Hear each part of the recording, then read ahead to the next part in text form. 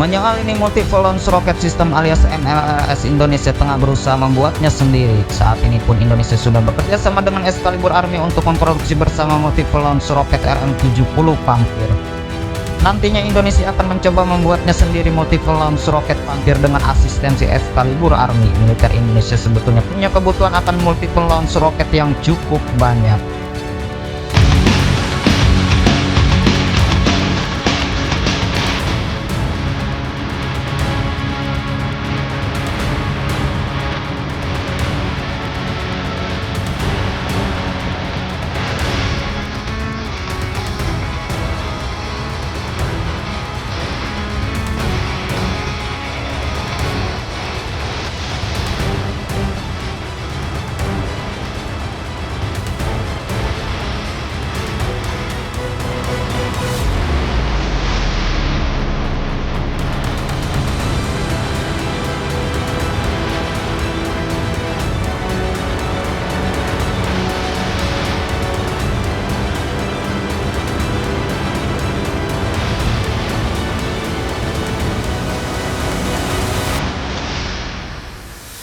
Misalnya kebutuhan untuk marinir dan matra darat perlu setidaknya Multiple Launch Rocket mencapai angka di atas 100 unit. Jumlah ini dinilai masih minimum karena wilayah Indonesia begitu luas sehingga dibutuhkan Multiple Launch Rocket yang banyak pula.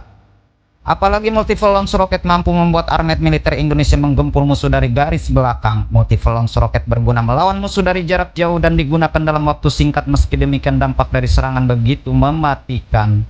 Sasaran dari serangan Multiple Launch Rocket beragam, semua yang ada di darat bisa ia eliminasi dengan mudah. Multiple Launch Rocket adalah sistem roket artileri yang sangat meningkatkan kemampuan tembakan konvensional dan tidak langsung dari angkatan darat.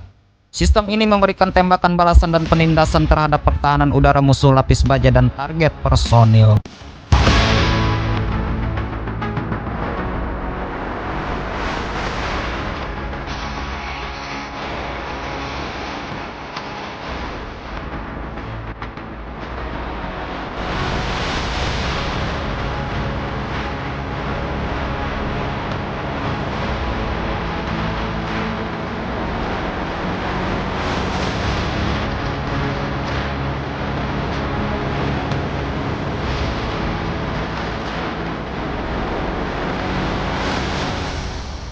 Penggunaan Multiple Launch Rocket mulai tercium sejak era Perang Dunia Kedua. Uni Soviet membuat Stalin organ Katyusha yang membuat Jerman ketakutan ketika mendengar suara roket dari Multiple Launch Rocket itu.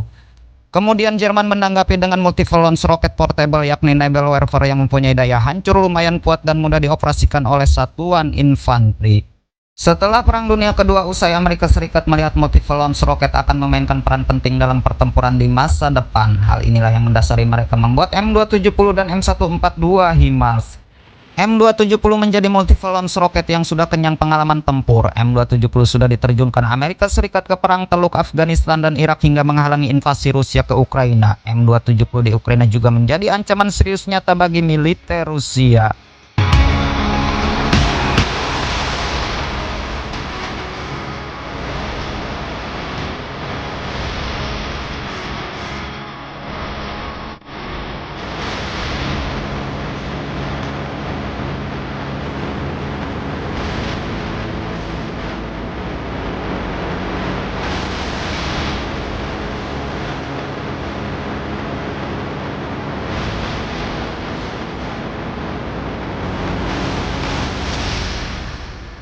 Perang Rusia di Ukraina sebagian besar merupakan perang artileri dengan 90% korban jiwa disebabkan oleh tembakan meriam howitzer atau roket. Secara umum satu-satunya senjata paling ampuh dalam perang ini adalah sistem artileri roket M270 rancangan Amerika Serikat. Komandan Brigade Artileri Roket ke-107 Ukraina di Bakhmut, Letkol Dmitry Suprunyuk, menjelaskan jika satuannya sangat terbantu dengan keberadaan Multiple Launch Rocket M270. Dia mengatakan, "Kami memahami ini adalah tanggung jawab besar dan kami mempunyai peran penting dalam perang. Setiap misi yang kami jalankan dapat memberikan dampak yang menentukan dan karena berbagai alasan kami tidak berhak untuk melakukan kesalahan."